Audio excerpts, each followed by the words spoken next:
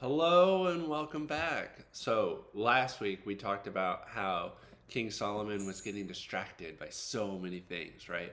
And one of those things was his great wealth. But unfortunately, he became indebted, or he had a lot of debt, which means he owed a lot of money to a lot of different places because he got so obsessed with having nice things and fancy things. And so he became not a great king. Uh, in order to pay off his debts, to give back what he owed, he didn't have the money to do it. So instead, what he did is he sent his own people away to be slaves and servants in other countries, which is pretty messed up.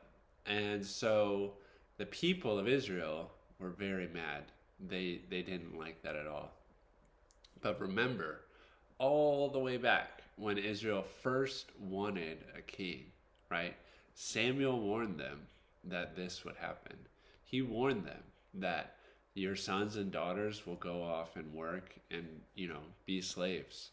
And so the people didn't listen though. And now it has happened. It has happened. But Solomon was getting up there in age and he had a son. And his son's name is kind of tricky. It's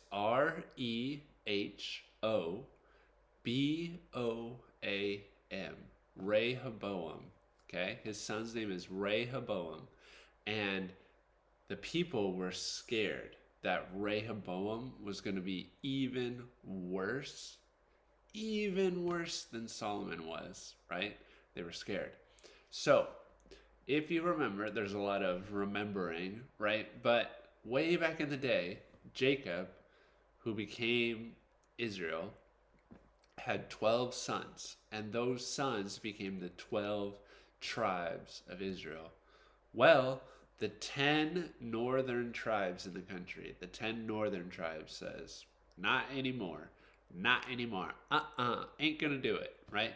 So when Rehoboam became king, when he took over after his dad Solomon, the 10 northern tribes says, nope, we're not following you. You are not our king. We are not going to obey you. And they split. The kingdom of Israel split into two.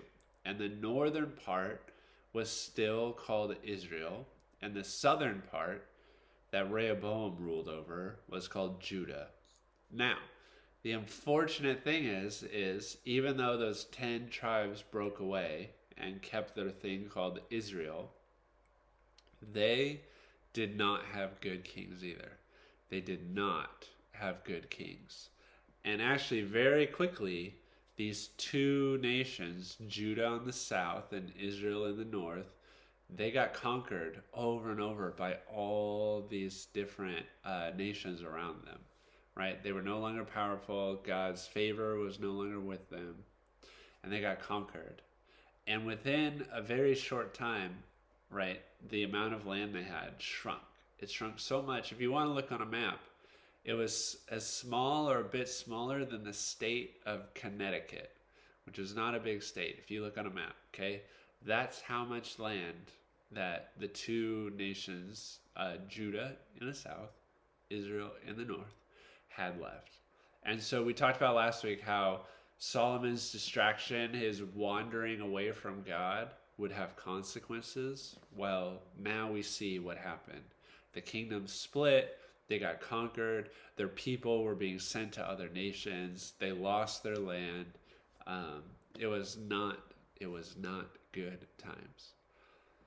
But God never gives up on people, and we should remember that. God never gives up on people, and God always keeps his promises. God never gives up on people, and he always keeps his promises. So even though things aren't looking great right now, the people would need to trust God because eventually God would come through on his promises, right? And it's the same for us. Maybe life isn't going the best we ever wanted it to. Maybe there are hard things, but God never gives up on us, and God always keeps his promises.